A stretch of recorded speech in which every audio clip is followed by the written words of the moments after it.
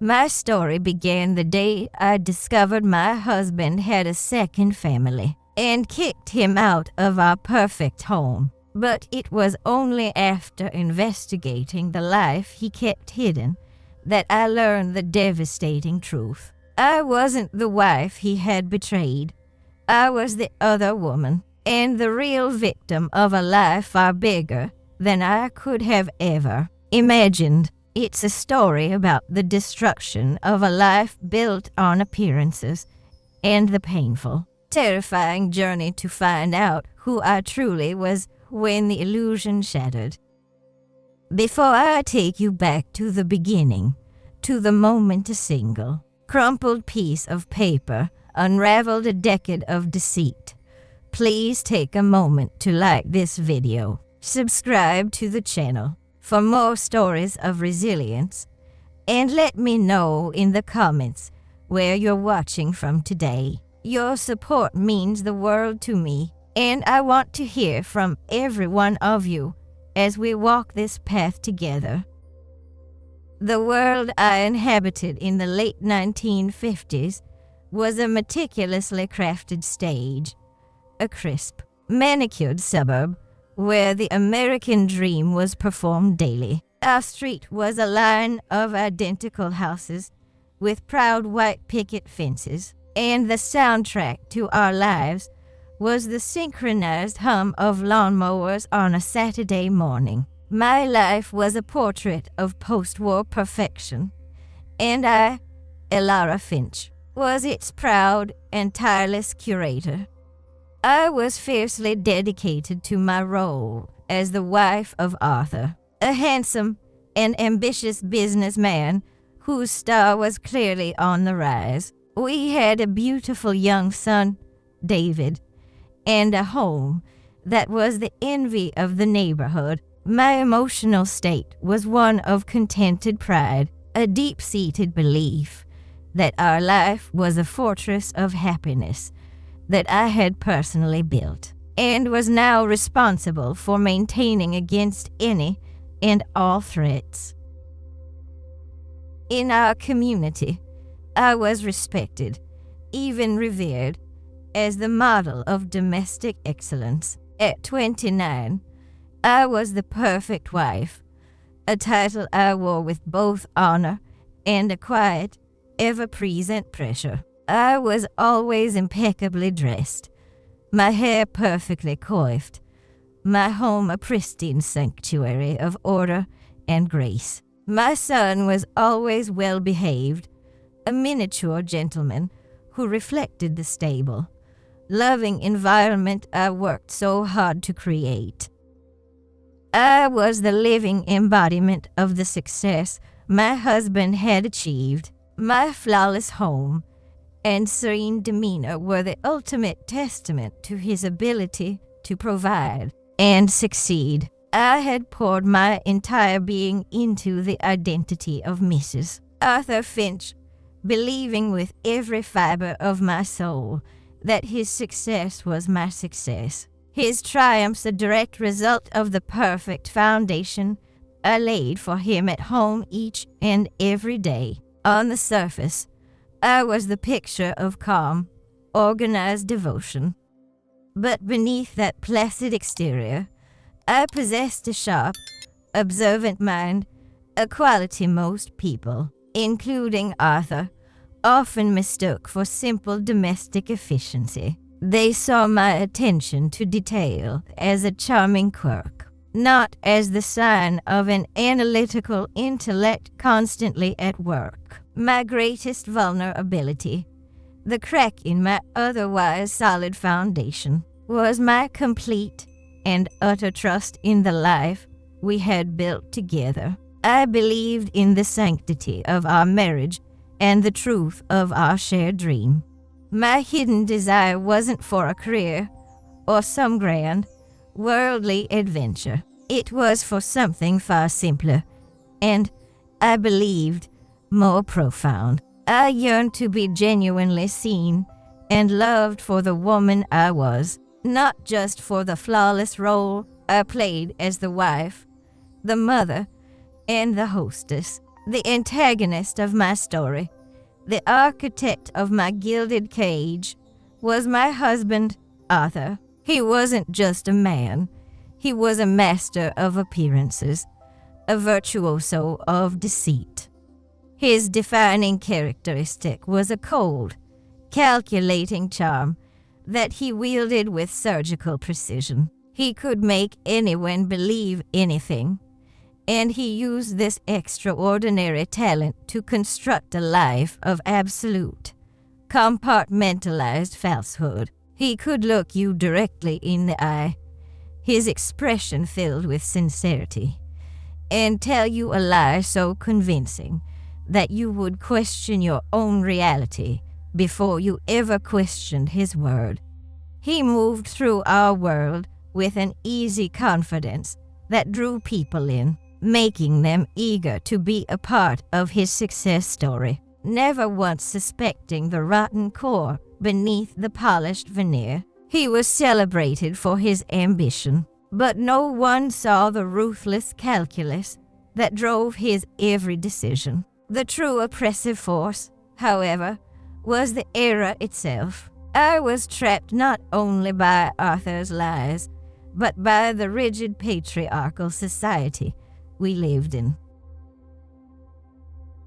A woman's worth was not her own.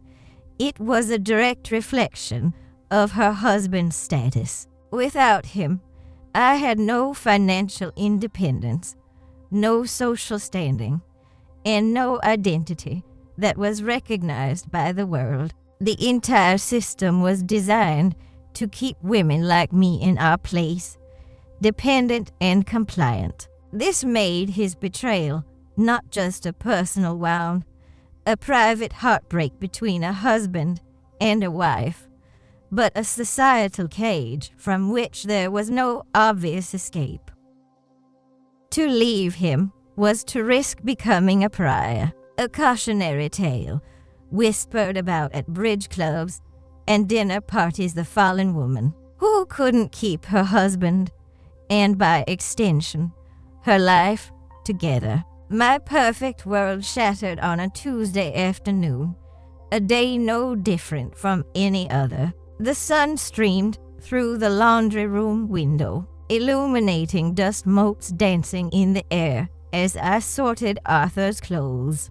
The scent of bleach and freshly pressed linen filled the air, a smell I associated with order and control. It was in that moment of absolute domestic tranquility that my life came undone. As I emptied the pockets of his tweed coat, a small, crumpled receipt fell to the linoleum floor. It was from a toy store, a place called Miller's Toys and Trinkets, in a town an hour away I'd only ever passed through on the highway. The purchase was for a single item, a Princess Annabelle doll. We had a son. We had no nieces, no goddaughters, no young girls in our lives for whom Arthur would be buying a doll. It was a tiny, insignificant piece of paper, but it felt as heavy as a tombstone in my hand. It was a detail that didn't fit, a discordant note in the perfectly composed symphony of my life. My mind raced, trying to find a logical explanation, a plausible reason that would restore the order I so desperately craved. Perhaps it was a gift for a colleague's daughter, but Arthur was meticulous. He would have had me buy and wrap it. Perhaps he bought it on a whim for a charity drive, but he would have mentioned it, basking in the glow of his own generosity. Every rationalization I constructed felt flimsy, a paper-thin defense against a truth I wasn't ready to face. The receipt sat on the kitchen counter all afternoon, a silent accusation, its presence poisoning the air in my perfect, pristine home.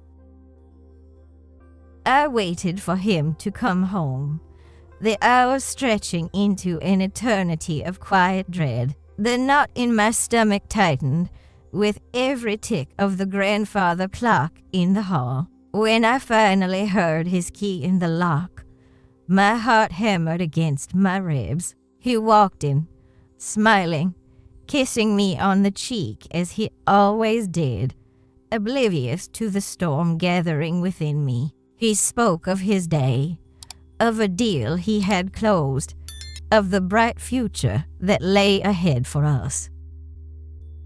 I let him finish, my hands trembling as I clutched the crumpled receipt in my apron pocket. I waited until he was settled in his armchair with his evening paper, the picture of the successful suburban husband, before I approached him. My voice was surprisingly steady when I asked about the doll, holding out the small piece of paper as if it were evidence in a trial. He didn't even flinch.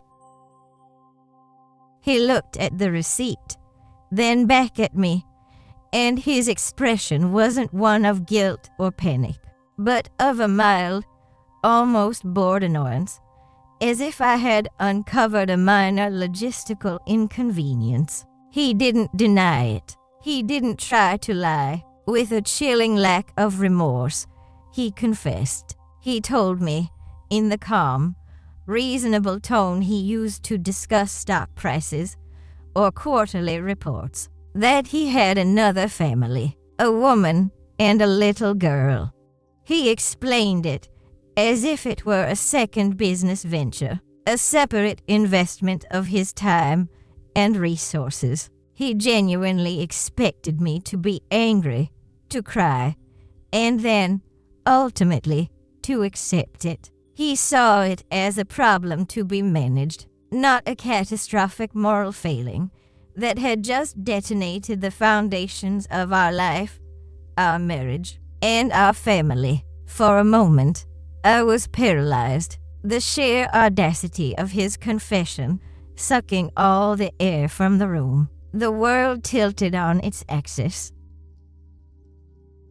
Every memory, every shared smile, every promise he had ever made was instantly recast as a lie. He sat there, in his favorite chair, in our beautiful living room, and calmly dismantled my entire reality. Then, something inside me snapped. It wasn't sadness that surged through my veins. It was a white-hot, cleansing fury I never knew I possessed. This wasn't the quiet, composed Elara everyone knew. This was a stranger, a woman pushed past her breaking point. The years of suppressed feelings, of playing the perfect part, erupted in a single, volcanic moment. I screamed at him to get out, my voice raw and unrecognizable. He looked at me, genuinely shocked for the first time, as if his favorite piece of furniture had suddenly come to life and attacked him. What would you have done in that moment? Would you have screamed? Or would you have frozen in silence? I threw him out. I physically grabbed his coat from the closet, threw it at his chest, and pushed him toward the front door he had walked through just an hour earlier. He stumbled, utterly bewildered, protesting that I was being hysterical, that we needed to be rational about this. But I was beyond reason. I was operating on pure, primal instinct, the instinct of a woman whose entire world had been revealed as a sham. The sound of the front door slamming shut echoed through the house, a definitive, deafening finality. The silence that followed was heavy and terrifying. I leaned against the door, my body trembling, the adrenaline draining away to leave a cold, hollow fear in its place. The chains of my situation became immediately, brutally clear. David was asleep upstairs, blissfully unaware that his family had just been irrevocably broken. The crushing weight of my reality descended upon me. I had no money of my own. My name wasn't on the bank account, only his. The house, the car, everything we owned was in his name. I had a son to protect and no means to do it. The shame was a physical thing, a hot flush that spread across my skin. In a community that worshipped perfection, I was now the star of a scandalous drama. The neighbors had surely heard the shouting. By morning, the whispers would begin. I couldn't just run. There was nowhere to go. I couldn't just cry. Tears wouldn't pay the mortgage or put food on the table. In that moment, huddled against the door of my shattered home, my fear began to curdle into a cold, methodical resolve. I had to understand the full scope of his betrayal, not for revenge, but for survival. I had to know the full extent of the rot beneath the floorboards of my life. Do you think I was right to dig deeper? Or should I have tried to protect my son by simply moving on? The first few days were a blur of suffocating silence, punctuated only by the innocent chatter of my son, David. The house, once my sanctuary and showroom, now felt like a mausoleum, each perfectly placed piece of furniture a monument to a life that was a lie.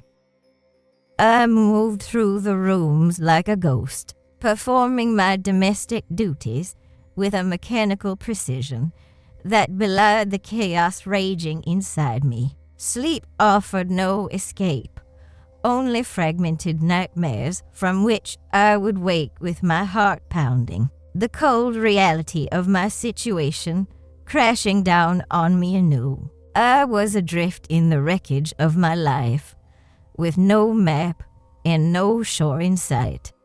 The initial, white-hot fury had cooled into a chilling fear, a constant, low-grade hum of terror that settled deep in my bones. I was completely and utterly alone, trapped in a perfect house that had become my prison, and the architect of that prison was the man I had promised to love, honor, and obey. My resolve began to crystallize in the quiet moments after David was asleep.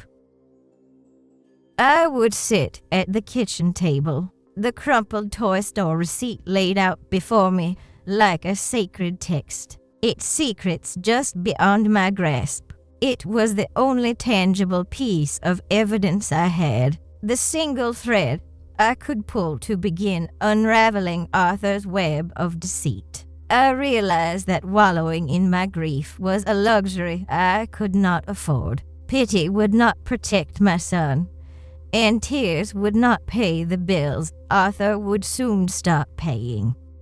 A new, unfamiliar part of me began to stir the sharp, analytical mind I had so long suppressed beneath layers of domesticity. I wasn't just a scorned wife. I was a woman with a problem to solve, a complex and dangerous puzzle that held the key to my survival. The fear was still there, a cold companion in the dark, but it was now joined by a sliver of something else, a cold, methodical purpose. I had to know the truth, not for vengeance, but for clarity.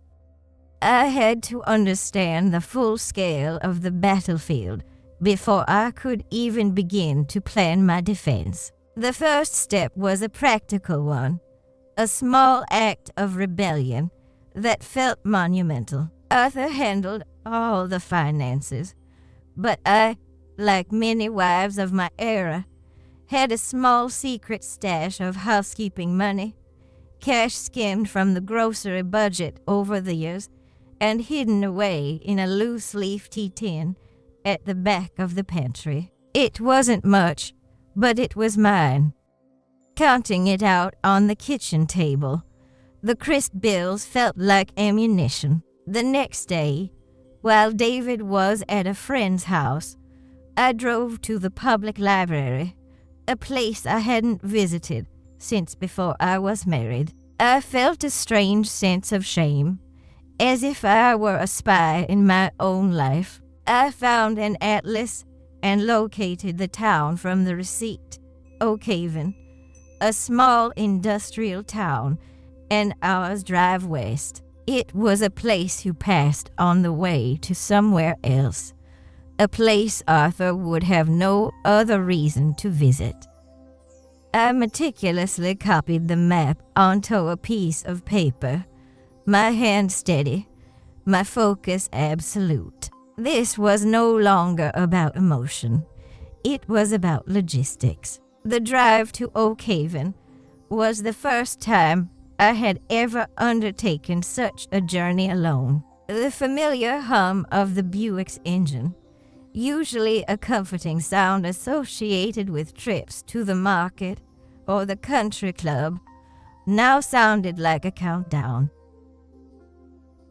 With every mile that passed, I felt as though I were crossing a border into a foreign land, leaving the carefully constructed world of Elara Finch behind. The manicured lawns of my neighborhood gave way to open fields, then to the smokestacks and worn-down storefronts of a town that had none of my suburbs' polished veneer. This was the real world, a place of grit and struggle, and it was here that Arthur had hidden his other life.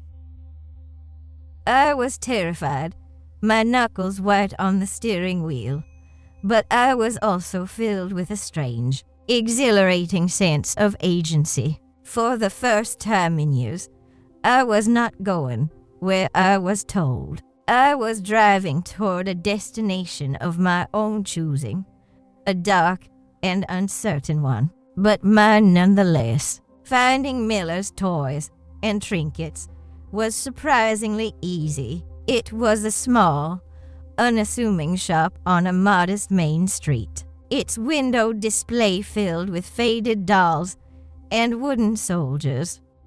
I parked across the street and simply watched for what felt like an eternity, my heart hammering against my ribs. I had no plan, no idea what I would even say. What was I looking for?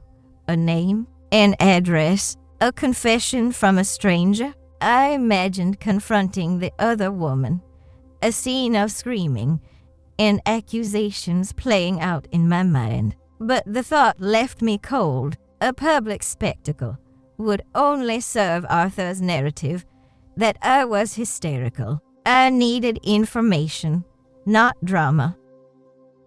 I needed to be smart, to be the calm, observant woman I had always been, and to use those skills not to choose the right drapes, but to dismantle a lie that had consumed my life. The woman inside the car was a world away from the hostess, who charmed guests with her perfect canapes just a week before. Taking a deep breath, I finally got out of the car and walked toward the shop.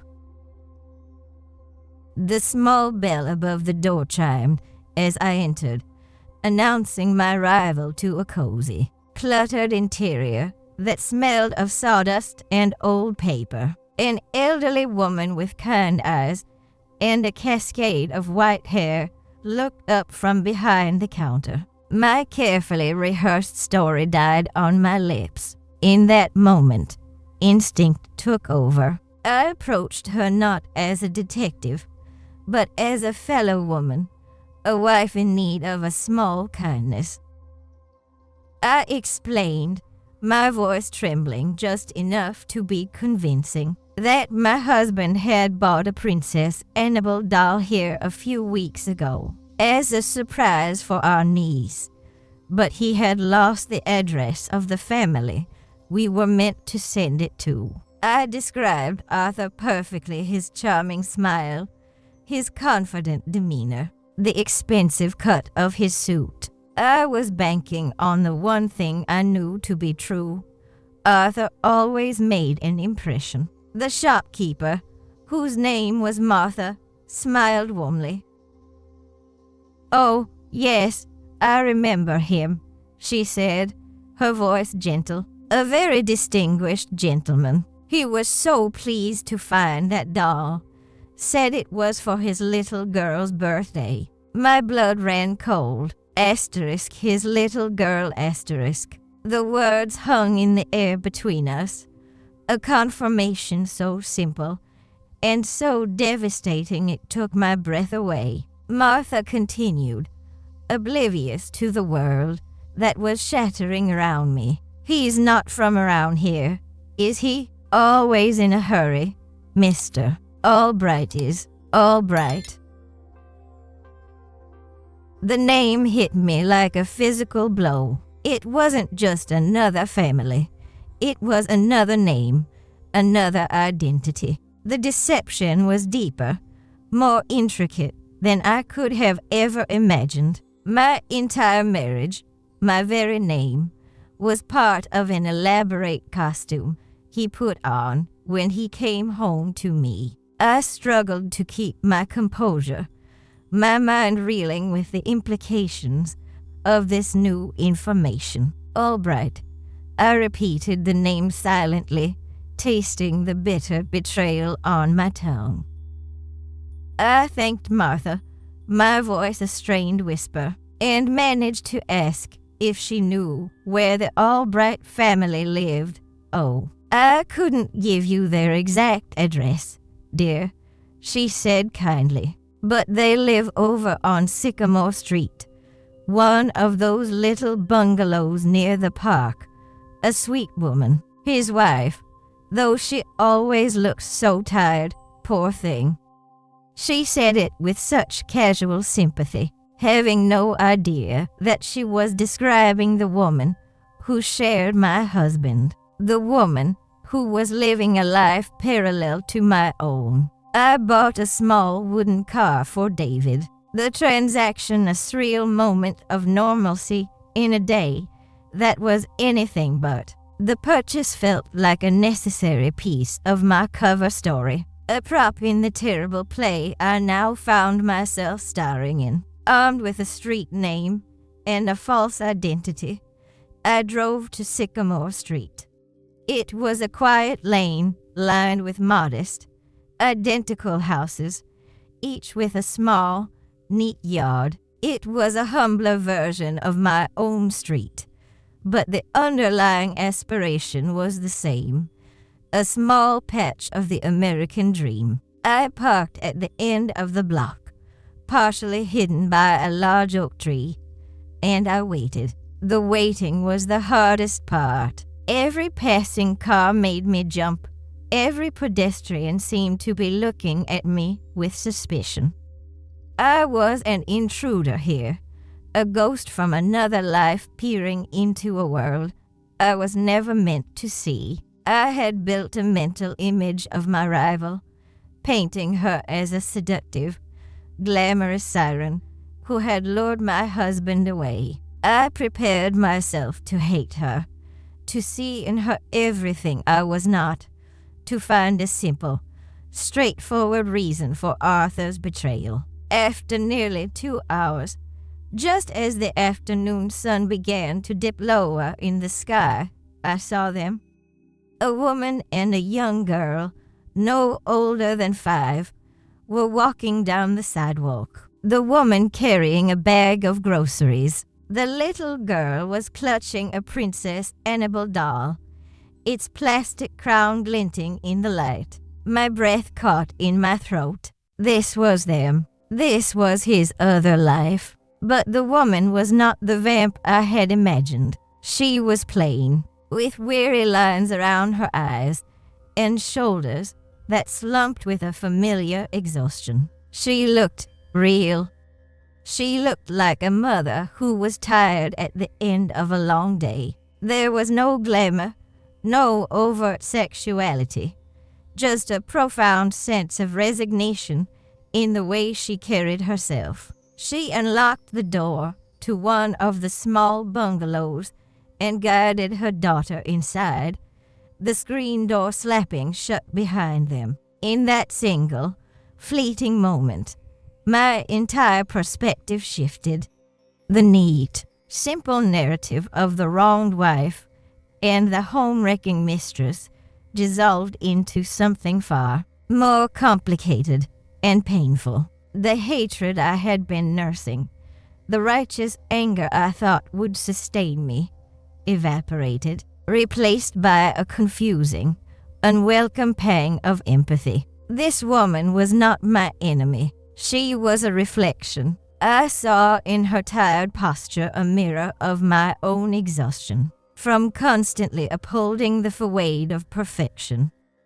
I saw in her modest home a life that was just as real, just as valid as my own. The clear lines of my tragedy had blurred. I was not the only victim in this story. The realization was terrifying because it meant the problem was not another woman. The problem was the man at the center of both our lives, a man who had built two separate worlds onto separate lives. The drive home was a fog. My mind, which had been so sharp and focused just hours before, was now a maelstrom of confusion and dawning horror. Arthur wasn't just a cheat. He was a con artist. Murr Albright. The name echoed in my head, mocking the name I had so proudly taken as my own, Mrs. Finch. I was part of a fiction, a character in a story he wrote and directed. But seeing Clara, I felt in my bones that was her name and her daughter had changed the objective. This was no longer just about saving myself. I had looked into the eyes of my own predicament, and I saw another woman trapped in the same cage, likely just as ignorant as I had been. The rage I felt was no longer just for my own betrayal, but for hers as well. By the time I pulled into my own driveway, the sun had set, and the windows of my perfect house were dark. But a light had been switched on inside of me. The despair that had crippled me for days was gone, burned away by the raw fuel of this new, more complex truth. I now understood that my fight was not just with a cheating husband, but with a master manipulator who had compartmentalized his life with chilling precision. I had crossed a bridge. I had walked away from the passive role of the victim and had taken my first, unsteady steps into the role of the investigator. I didn't know what I would do next, but I knew I could not go back. I had to know everything. I had to face the other woman, not as an adversary, but as the only other person in the world who might understand the full, terrifying scope of the lie we were both living. The drive home from Sycamore Street was a descent into a new kind of silence. The shock of seeing her, so ordinary and so tired, had shattered the simple narrative of betrayal I had clung to. I was no longer just the wronged wife.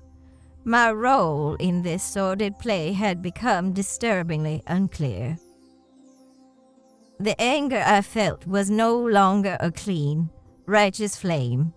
It was a murky, complicated fire, now burning not only for myself, but for the weary woman in the little bungalow. When I walked back into my pristine, perfect house, the scent of lemon polish and fresh flowers felt like a lie. Every polished surface, every carefully chosen piece of furniture seemed to mock me.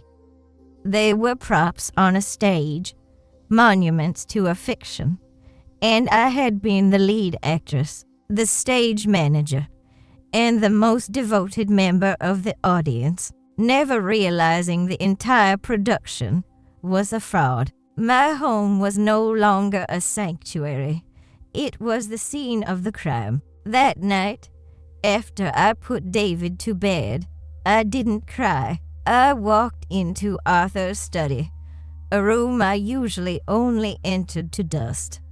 I sat in his large leather chair, the one he called his throne, and I looked at the world from his perspective, surrounded by the leather-bound trophies of his success, the framed photos of me and David smiling our perfect smiles. The truth settled over me not with a crash, but with a cold, quiet finality. The woman who had arranged those books, who had polished that desk, who had believed in the man who sat in this chair, she was gone. She had died on a Tuesday afternoon in the laundry room. In her place sat someone else, a stranger to myself. It was in that chair, in the heart of his manufactured kingdom, that I made a vow. My mission was no longer to salvage a marriage or even to simply survive. It was to perform an autopsy on a lie, to uncover every rotten piece of it, and to bring it into the light. I understood with chilling clarity that a direct confrontation with Arthur would be a fool's errand. He was a master of words, a salesman whose greatest product was himself. He would twist my pain into hysteria, my accusations into delusion. He would make me the villain of my own story, and he would do it with that same calm, reasonable charm that had fooled me for a decade. I couldn't fight him on his terms. Words were his weapons, but my weapon had to be something harder, something he couldn't deny or reframe. I needed facts. I needed invoices, dates, legal documents, a chain of evidence so strong and so cold that it would shatter his polished veneer on impact. My analytical mind, the one I had used to plan dinner parties and manage household schedules, now turned its full, focused attention to a new, far more critical project: the systematic deconstruction of Arthur Finch, or whatever his name was. The next step was the most terrifying of all. I had to go back. I had to speak to the other woman, the one he called his wife. The very idea went against every instinct I had, against every rule of social decorum I had ever learned. Society had provided me with a script for this encounter, a scene of righteous fury and bitter accusations. But I knew, with a certainty that came from the deepest part of my new self, that this script was a trap. It would cast us as rivals, fighting over the scraps of a man who deserved neither of us. I couldn't afford to make her my enemy. She was the only other person on the planet who held a piece of the puzzle. I spent an entire day rehearsing what I would say, not as an accuser, but as a fellow prisoner, cautiously asking if she, too, had noticed the bars on her window. The second drive to Oak Haven felt entirely different. The first time, I had been a ghost, a fearful observer peering into a forbidden world. This time, I was an emissary crossing into enemy territory, though I was no longer certain who the enemy truly was. The fear was still a passenger, a cold weight in the pit of my stomach, but this time it was belted in, subservient to the cold, hard resolve that was now at the wheel. The suburban streets of my life receded in the rearview mirror, and as I drove toward the smokestacks and modest homes of her world, I felt as if I were a general surveying a battlefield, for the first time, understanding that the map I had been given was a complete and utter fabrication. The real war was not what I had imagined, and the first shot had to be fired with precision, not with rage. I parked a block away and walked to the small bungalow on Sycamore Street. This time, I noticed the details I had missed from the car.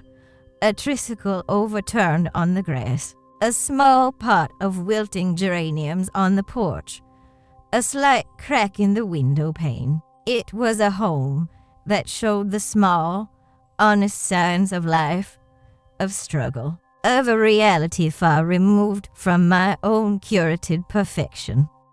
I walked up the 3 concrete steps, each one feeling like a monumental ascent, and stood before the faded blue door. My heart hammered against my ribs so violently I was sure she could hear it from inside. For a full minute, I simply stood there, my hand hovering over the doorbell, my carefully rehearsed words turning to ash in my mouth. This was the point of no return. Pushing this button would detonate everything for both of us. Taking one last, ragged breath, I pressed it.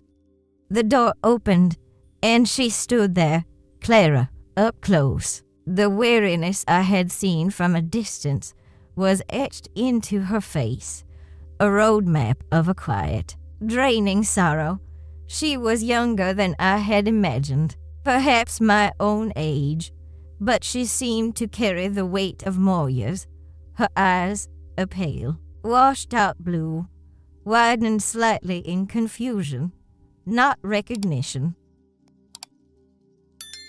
There was no hostility in her gaze, just a profound, bone-deep tiredness, the look of a woman who had long ago stopped expecting good news to arrive at her door. I opened my mouth, the practiced speech gone, and simply said, "My name is Elara Finch. I'm Arthur's wife." The words hung in the air between us, a declaration of war and a plea for help all at once. She didn't slam the door. She didn't scream.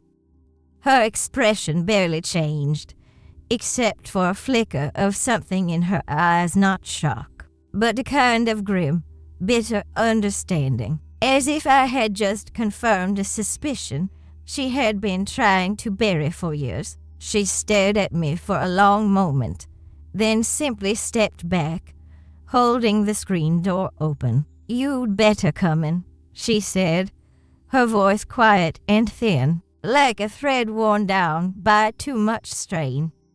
I stepped across the threshold, moving from the bright, unforgiving sunlight into the dim, quiet interior of her home. The house smelled of laundry soap and cooked onions, a scent so deeply domestic it made my heart ache. It was not a seductress's lair.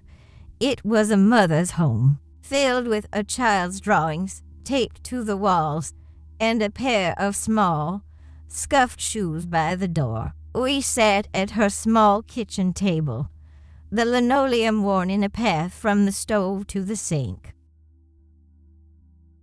The silence was thick and heavy, broken only by the hum of the refrigerator. I didn't know where to begin. She saved me the trouble. "I always knew there was somewhere else he went," she said, her gaze fixed on a crack in her teacup. "A part of him that was never here. I never let myself imagine it was this." I told her everything then, the story pouring out of me, the perfect life, the tweed coat, the receipt for the doll. I did not accuse.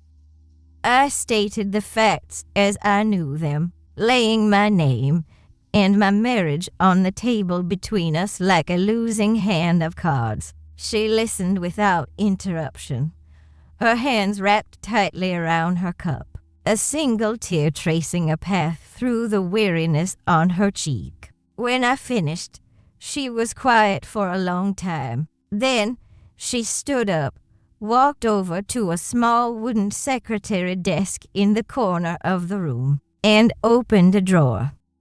She returned not with tears or anger, but with a folded piece of paper. its creases worn soft with time. She laid it on the table between us and pushed it toward me. It was a marriage certificate. The names on it were Arthur Albright and Clara May Thompson, and the date, printed in neat, official ink, was from 2 years before I had even met the man I knew as Arthur Finch. The floor fell away from beneath me. The air rushed from my lungs.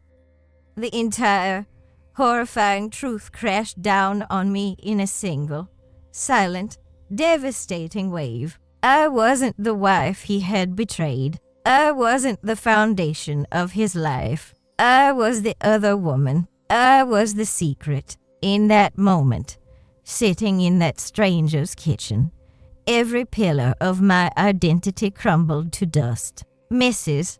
Arthur Finch. It wasn't a title. It was a costume. My marriage wasn't just broken. It had never been real. My son, my beautiful David, was, in the cold, hard eyes of the law, illegitimate.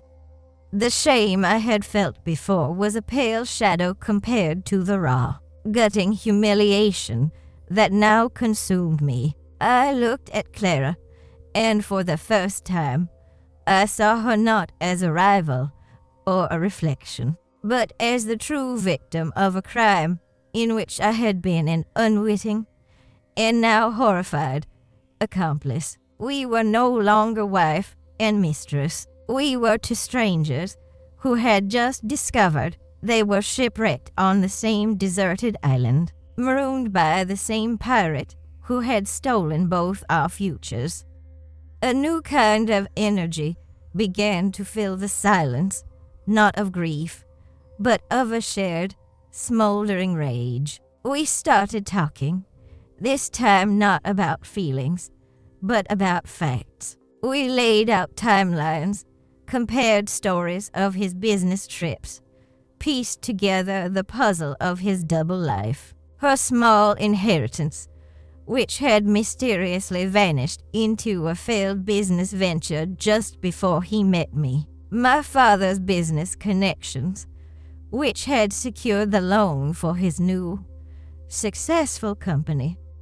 It was a cold, calculated financial strategy, with our lives and our hearts as collateral damage. The man I knew as Arthur Finch, the charming, ambitious go-getter, was a phantom. The real man was Arthur Albright, a thief who had used one woman's money to buy his way into a position to use another woman's status. I left Clara's house hours later, clutching her marriage certificate, as if it were a holy relic. It was my first victory, a terrible, painful, and absolutely necessary one.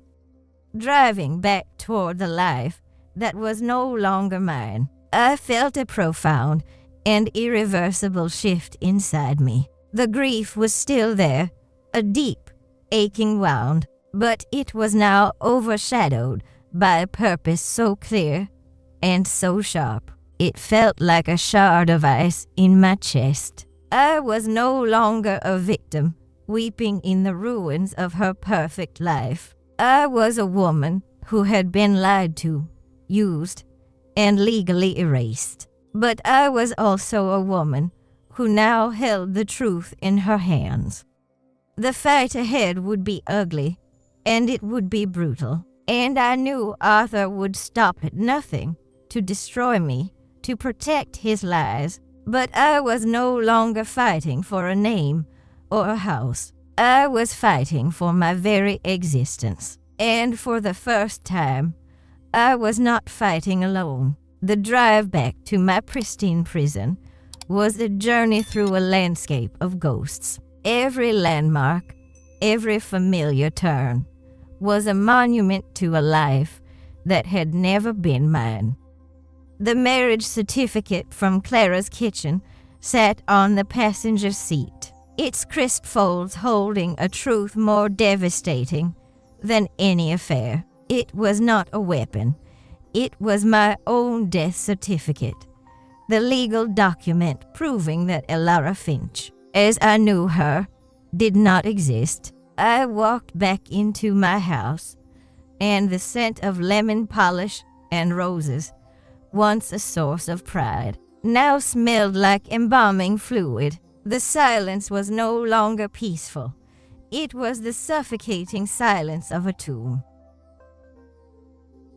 I looked at the framed wedding photograph on the mantel, my radiant smile, his confident gaze, and I felt a cold, distant pity for the naive young woman in the picture. She had no idea she was marrying a phantom, dedicating her life to a man who was merely a character in a play, and that her own role was that of the fool. My mission, once a vague quest for understanding, now had a razor-sharp focus. This was no longer about a broken heart. It was about a stolen life. I knew a confrontation without irrefutable proof would be my word against his, and his word, in this world, was law. I needed more than Clara's story. I needed his. That night, I went back into his study, but this time, I was not a wife tidying up.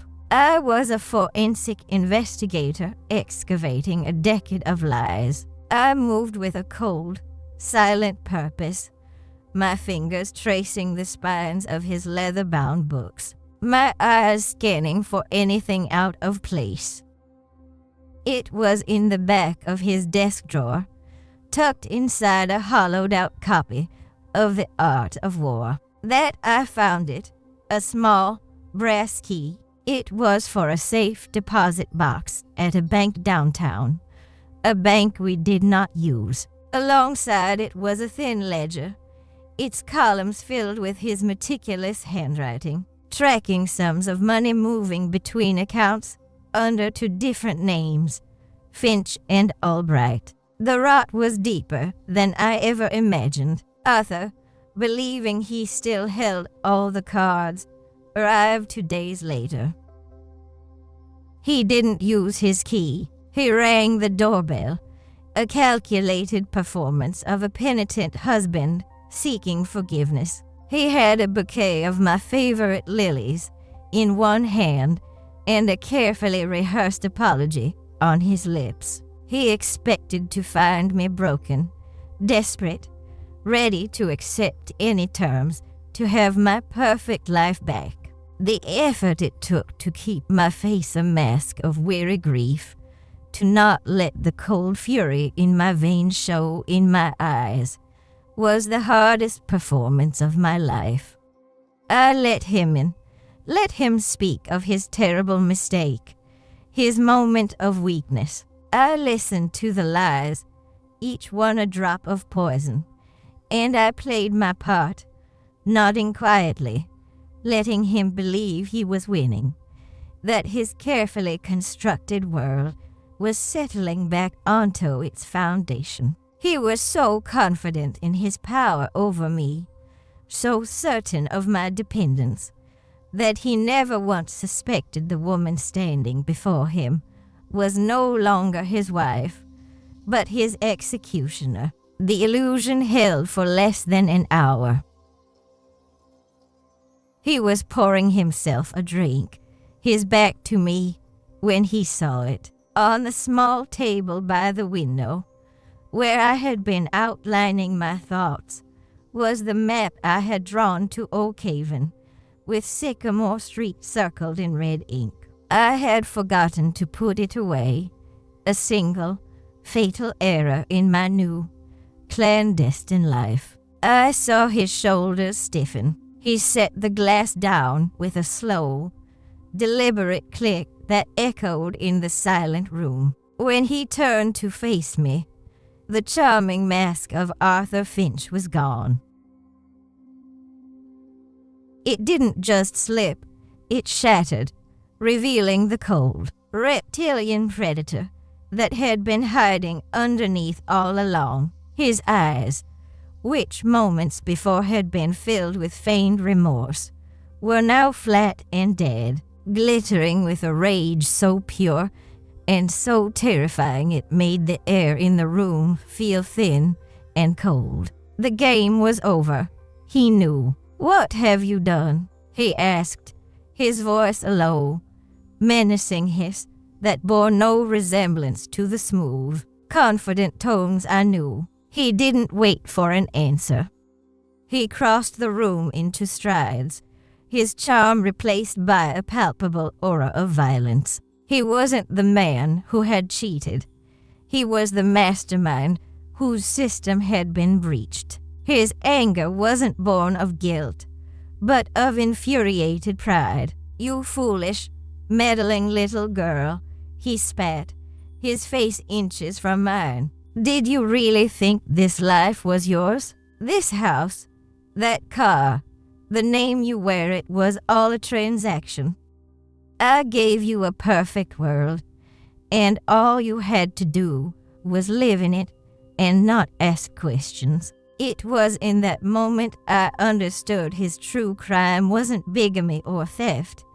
It was his profound, bottomless contempt for me, for Clara, for anyone he deemed a pawn in his grand design. I wasn't a wife to be loved, but an asset to be managed, and I had just become a liability. He then laid out my future with the calm, methodical precision of a hangman. He would cut me off completely. The bank accounts would be frozen by morning. The house, which was solely in his name, would be sold. He would use his influence, the very social standing I had helped him build, to utterly destroy me. He painted a vivid, horrifying picture of my future, a disgraced, penniless woman, cast out from the society that had once admired her. Then he delivered the final, most brutal blow. He would take David. He would paint me as an unstable, hysterical woman, unfit to be a mother, and in the world of 1959, the courts would believe him without question. He would use my own son as his ultimate weapon, ensuring that I would not only be ruined, but that I would be utterly and completely alone. He would erase me from my own life, and he would do it with a smile. He presented his terms as if offering a business deal. I was to sever all contact with Clara, forget the name Albright, and burn any evidence I had gathered. I would return to my role as the perfect, silent Mrs. Finch, and in exchange, he would allow me to continue living in my gilded cage, raising my son under his shadow. He expected me to crumble. He expected tears, pleading, a desperate capitulation. He had built his entire empire on the belief that women like me were weak, that we would choose a comfortable lie over a painful truth. He looked at me, a smug, triumphant cruelty in his eyes, waiting for my surrender. I looked back at the stranger wearing my husband's face, the architect of my ruin, and for the first time in my life, I felt no fear, only a strange, liberating clarity. I said the only word that mattered, no. His shock was immediate, quickly followed by a dark, simmering fury. He didn't shout. He simply nodded, a cold, final acknowledgement. "So be it," he said, and walked out of the house, closing the door softly behind him. The click of the latch was the sound of a guillotine blade falling. The sacrifice was complete. I had chosen destitution over deception, desolation over dishonor. I had given up my son's security, my home, my name, everything I had ever been, for a truth that had no value in the world I lived in. The isolation was immediate and absolute. Within the hour, the phone rang. It was the bank manager, a man who had fawned over us at the country club just weeks before, informing me with a cold, professional tone that my husband had frozen all our joint assets. My old world had not just reacted. It had excommunicated me with the swift, brutal efficiency of a firing squad. I stood in the center of the silent living room, a ghost in a house that was no longer mine, with nothing to my name but a son asleep upstairs and a truth that could destroy us both. The fear was a physical thing, a cold dread that settled deep in my bones. I was trapped, penniless, and about to be homeless, facing an enemy who held all the power and would show no mercy. Yet, underneath the terror, a new feeling began to stir, something I hadn't felt in a decade of perfect wifehood, a terrifying, exhilarating freedom. The performance was over. The gilded cage was gone, and while I now stood in the ruins, I was, for the first time, standing on my own ground. In losing everything that had defined me, I was finally, terrifyingly, free to find out who I truly was. The war had just begun, but I was no longer a pawn. I was a queen with a kingdom of one, and I had absolutely nothing left to lose. The silence Arthur left behind was a living thing, a heavy, suffocating presence that pressed in on me from all sides. He had walked out not as a defeated man, but as a conqueror, leaving me in the ruins of a kingdom he had just condemned. I stood in the middle of my living room, the scent of his cologne still hanging faintly in the air, and I felt the full, crushing weight of his threat. He would take my son. The thought was not a fear. It was a certainty, a cold, sharp blade twisting in my gut. For a moment, the terror was absolute, a black wave that threatened to pull me under. But as I looked around at the beautiful, meaningless objects that filled my perfect house, a different feeling began to rise from the depths. It was the cold, hard bedrock of a woman who had already lost everything. The fear was a wolf at the door, but for the first time, I wasn't cowering. I was staring back through the peephole, calculating its size and sharpening my teeth. He thought he had left me with nothing, but he was wrong. He had left me with a clarity so pure and so potent it burned away the last vestiges of the timid woman I used to be. My first move was not one of panic, but of strategy. I walked calmly to the telephone, my hand steady as I dialed the number Clara had given me. When she answered, her voice was thin and weary, the voice of a woman braced for more bad news. I didn't waste time on pleasantries or shared grief. He knows, I said, my own voice low and steady. He knows we met. He's cut me off, and he's going to try to take my son. There was a long silence on the other end of the line, and in that silence, I felt the final shift in our relationship. We were no longer two grieving women, two victims of the same man. We were a war council of two, and our first session was now in order. "Where are you?" she asked, her voice suddenly infused with a new, practical strength. "Stay there. Don't leave the house. I'm coming to you." But I stopped her. We couldn't be seen together. Not yet. We had to move like ghosts. We agreed to meet the next day, in a place neither of us would ever be expected to be, a grimy bus station diner halfway. between our two towns. Our alliance was sealed not with tears, but with the cold, hard logistics of a two-front war. Before I could face her, I had one desperate, dangerous mission to accomplish. He had taken my name, my home, my money, but he had made a mistake. He had left behind a key.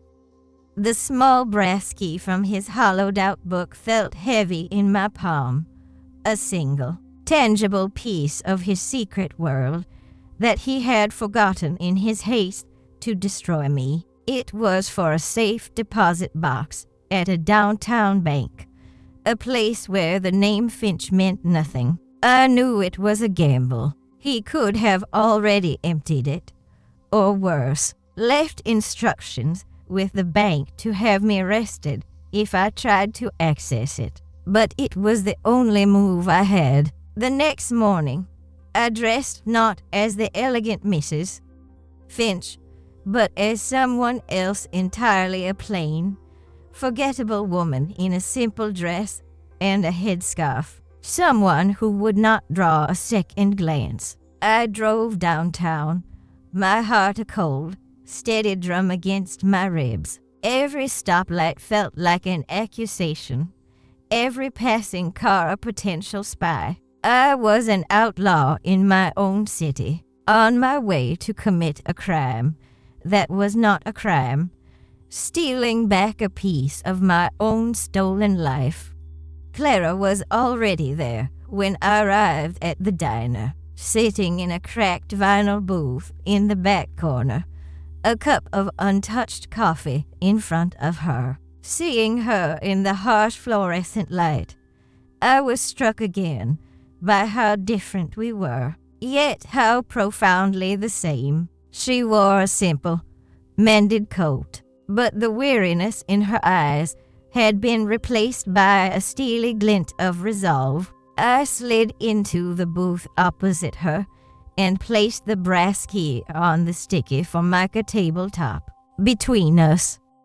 It lay there like a declaration of intent. We didn't speak of Arthur or of our pain. We spoke of strategy. I told her about the key, and she told me about the small stack of his old financial papers she had kept, documents he thought she was too simple to understand. We were two halves of a single, brilliant mind. I had the social cunning, the understanding of how his world worked. She had the grounded, practical knowledge of his origins, of the first lies he ever told.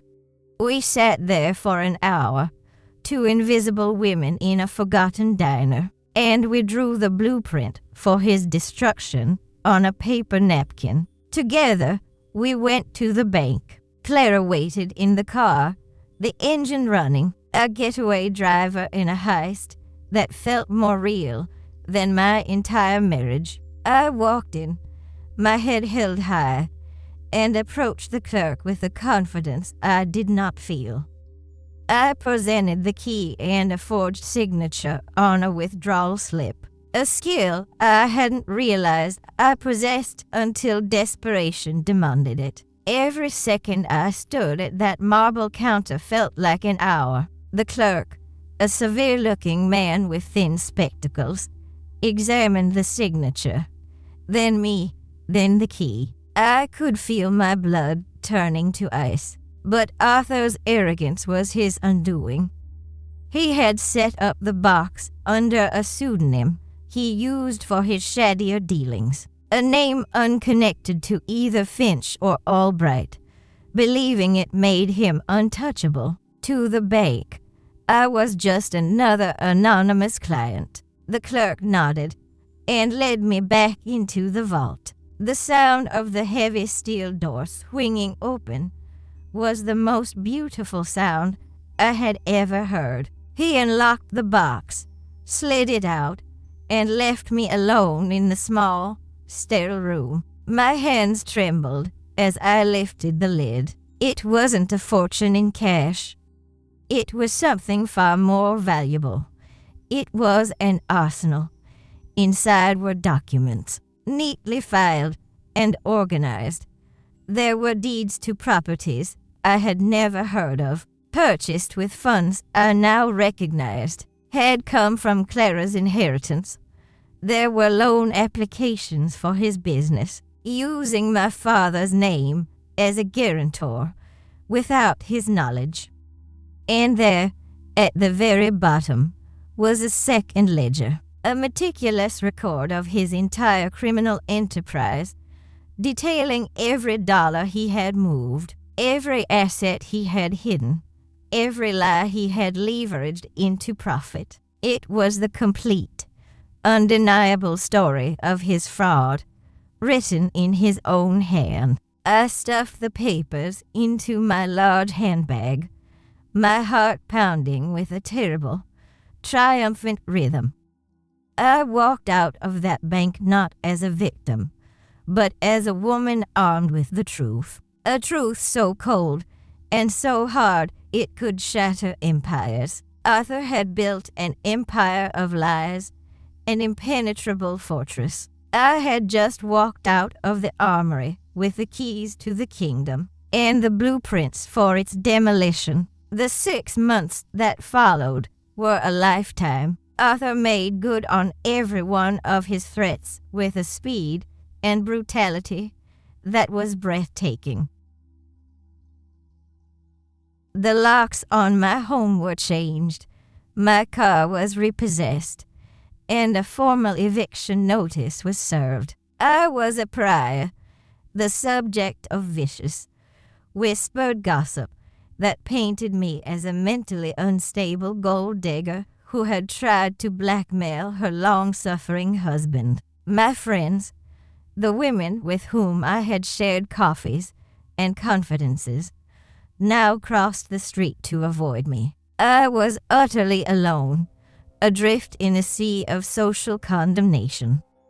I moved with David into a cramped, two-room apartment above a bakery. The constant smell of yeast and sugar, a sickeningly sweet reminder of the domestic life I had lost. But in that small, shabby apartment, something new and unexpected began to grow. Clara and I, once strangers bound by betrayal, became a single entity, a war council of two, meeting in secret, fueled by black coffee and a shared, unbending resolve.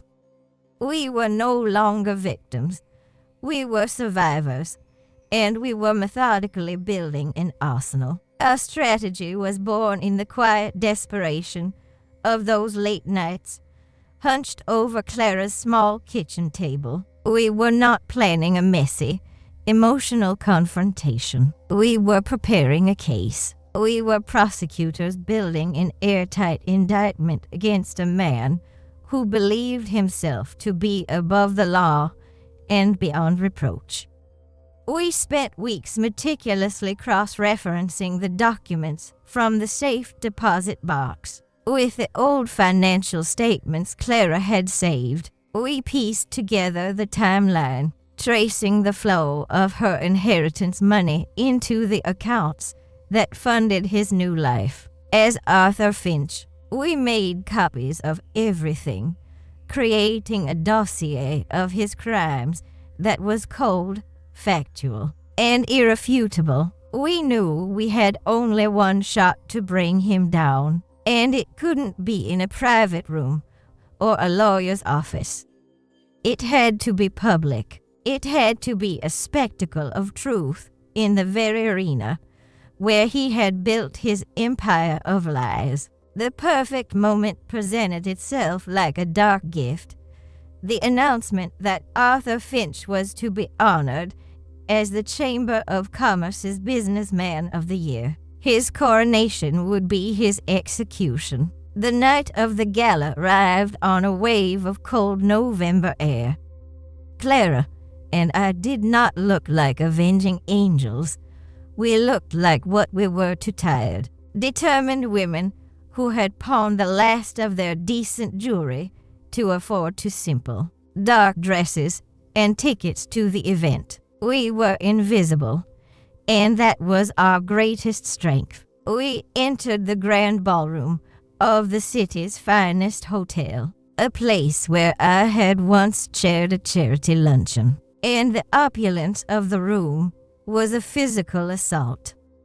The air was thick with the scent of expensive perfume and cigar smoke, the sound of clinking champagne glasses, and self-congratulatory laughter a deafening roar. We found a small table in the back, obscured by a large floral arrangement, and we waited. I watched the men and women who had once been my peers, the people who had accepted Arthur's lies about me without question. They greeted him with fawning admiration, their faces alight with the reflected glory of his success. He was a king holding court, and he had never looked more confident, more untouchable. He moved through the crowd with the easy grace of a predator, my son David at his side, a prop in his performance of the devoted, wronged father. Seeing my son, dressed in a miniature suit, looking lost and confused in the sea of adults, was a physical blow. It was a calculated act of cruelty, a message sent directly to me across the room, reminding me of what he held, what I stood to lose.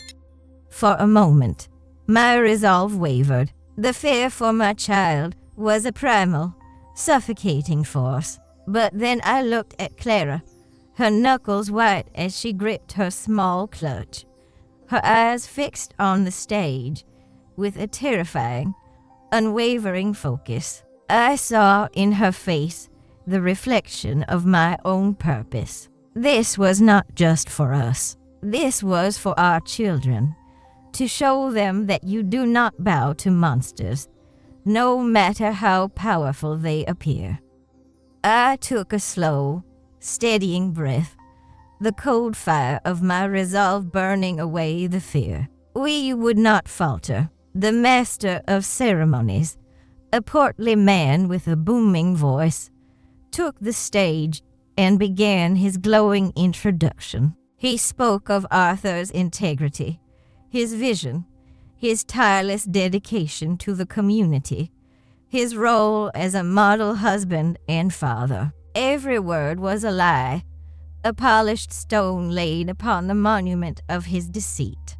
The room erupted in applause as Arthur walked to the podium, a humble, charming smile fixed on his face. He accepted the heavy crystal award, holding it up to the light. He began his speech, his voice smooth and resonant, thanking the men who had believed in him, the city that had given him a home. He paused for dramatic effect, his gaze sweeping the room.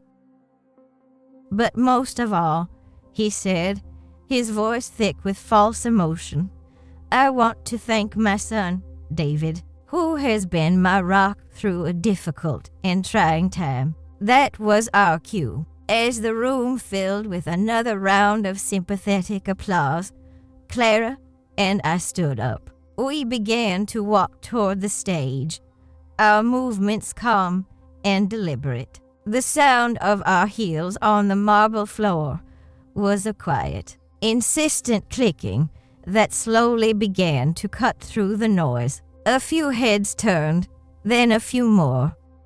A ripple of confusion spread through the ballroom as we moved past the tables of the city's elite. I could feel their eyes on us, 100 questions hanging in the air. I kept my own eyes locked on Arthur. I saw the moment he recognized us. His smile faltered, a flicker of disbelief in his eyes, quickly replaced by a flash of pure, unadulterated fury. The charming mask of Arthur Finch dissolved, and for a split second, the room saw the cold, ruthless predator I now knew him to be. He tried to continue his speech, his voice faltering, but it was too late. We had captured the room. We had captured him. We didn't mount the stage. We stood directly in front of it, in the space between him and his audience, and I held up my hand for silence. The room, caught in a state of stunned curiosity, obeyed. I looked not at Arthur, but at the faces in the crowd, the men of power who had enabled him. My voice, when it came, was not the hysterical shriek he had described to them. It was clear, steady, and amplified by the ringing silence. "My name is Elara Finch," I said, "and this is Clara Albright. We are here tonight to offer a correction to the public record." I held up the first document, its edges crisp and official. "This is a marriage certificate for Arthur Albright and Clara Thompson, dated 12 years ago." A low murmur rippled through the audience. I then held up the second certificate. "And this is a marriage certificate for Arthur Finch and myself, dated 10 years ago." I'm sure you can all appreciate the mathematical impossibility. I didn't need to shout. The documents spoke for themselves. I then held up the ledger from the safe deposit box. "And this," I said, my voice dropping slightly, drawing them in, "is Mr.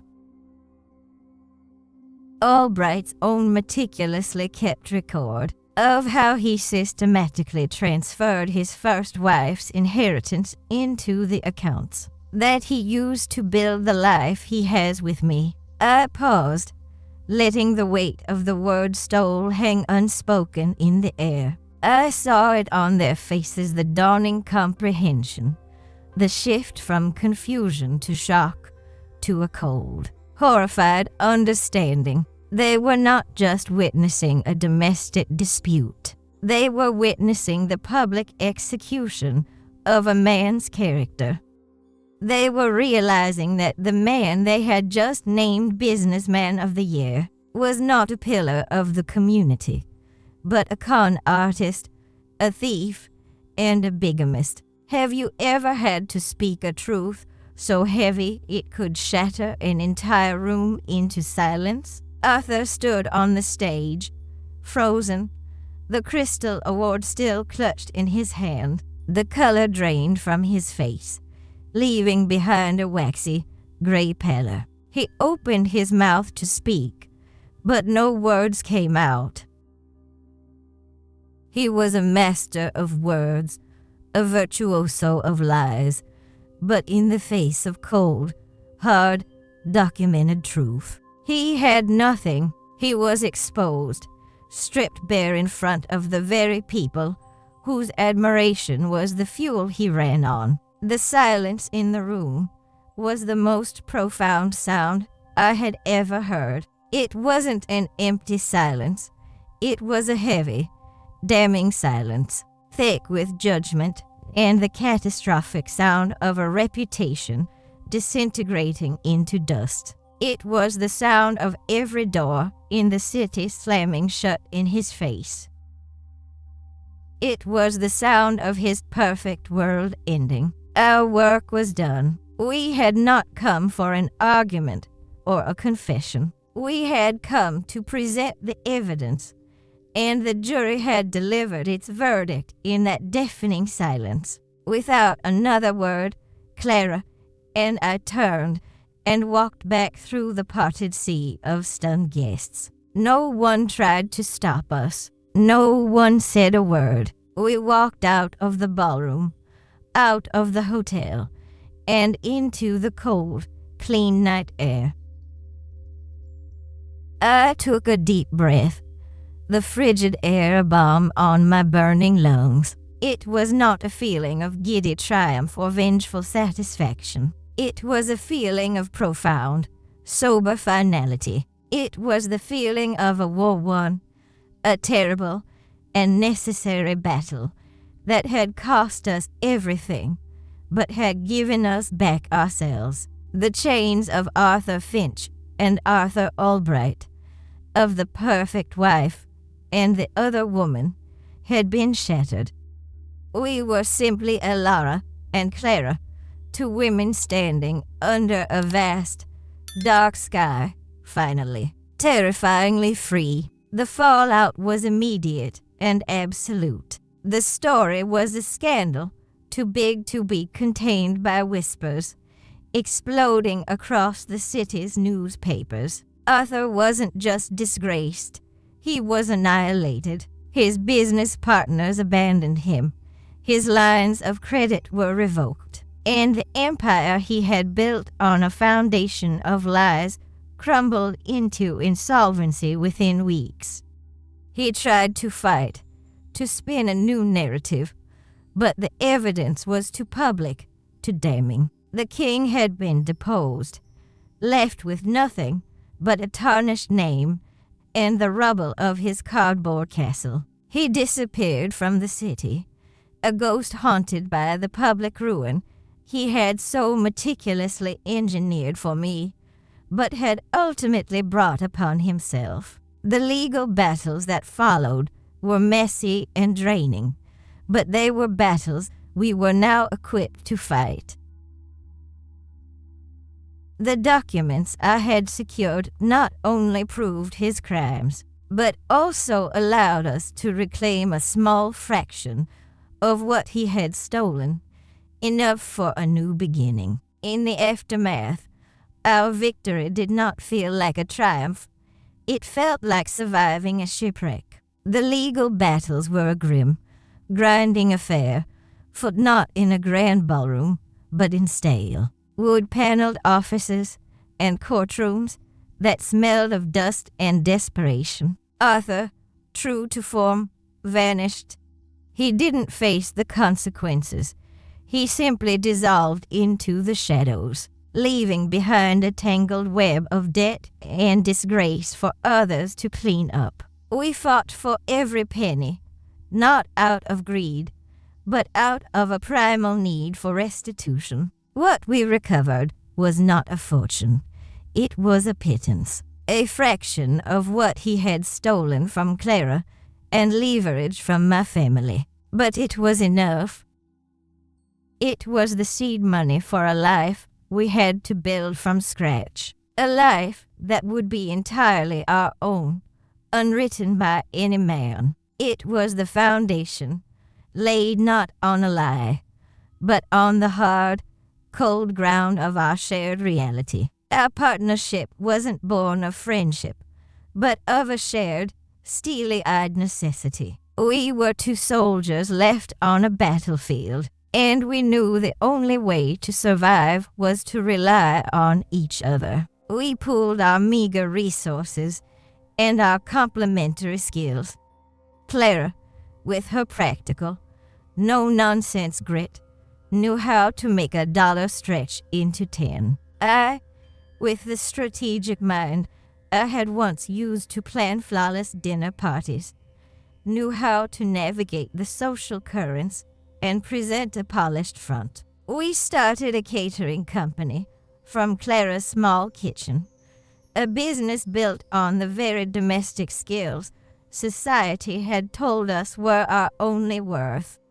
We named it Sycamore Kitchens, a quiet tribute to the street where our two worlds had collided and a new one had begun. Our days were a blur of peeling vegetables, kneading dough, and scrubbing pots, and exhausting. Honest labor that was more fulfilling than any moment of my previous, gilded life. We were not just building a business, we were forging an existence with our own two hands. More than a business, we built a family, a strange, unconventional, and fiercely loyal family.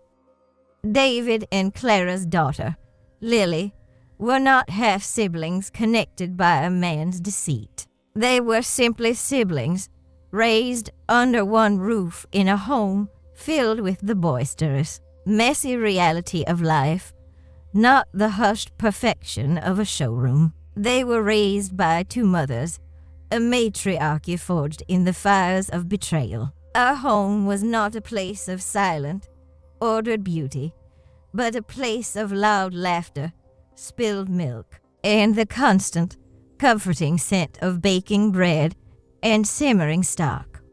We created a sanctuary of truth for our children, a place where they would never have to question their worth or the reality of their world. Clara and I were never what the world would call friends in the traditional sense. Our bond was something deeper, quieter, and more unbreakable. We were co-conspirators, partners, and the twin pillars of a new world we had built from the ashes of the old. And now, all these years later, as I sit here on the porch of a house that I helped buy, I watch my grandchildren chase each other across a lawn that I helped plant. I am 78 years old, and the woman who once trembled at the thought of a misplaced napkin feels like a character from a novel I read long ago. The sharp edges of the pain have softened with time, but the lessons remain, etched into the very core of my being.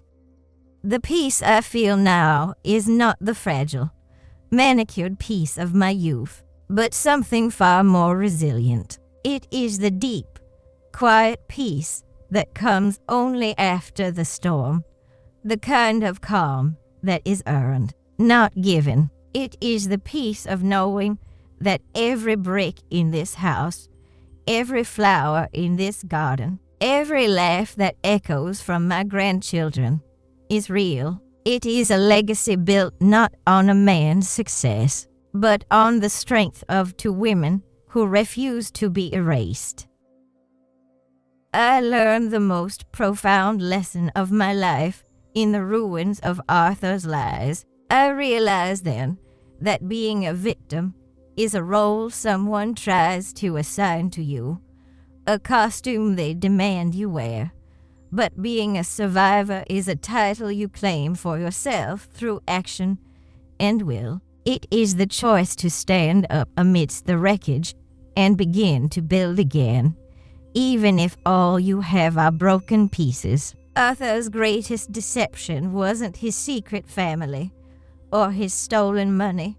It was the myth of my own fragility. He built his entire world on the belief that I was a delicate ornament, that I would shatter without his protection, that I couldn't live without the perfect world he had provided. He was wrong. My life did not end when his lies came to light. In truth, that was the day my real life, the one that truly belonged to me, finally began. He was a chapter in my story, a long and painful one, but he was not the whole story. I was the author, and I got to write the ending. Thank you for listening, for allowing me to share this piece of my past with you. It is in the telling of these stories that we find our strength and remind each other that we are not alone. If this story touched you, or reminded you of the resilience you carry within yourself, please share it with someone who might need to hear it. Don't forget to like this video and subscribe to the channel for more stories of the incredible strength of the human heart. Your support, your comments, and your presence here mean more than you will ever know.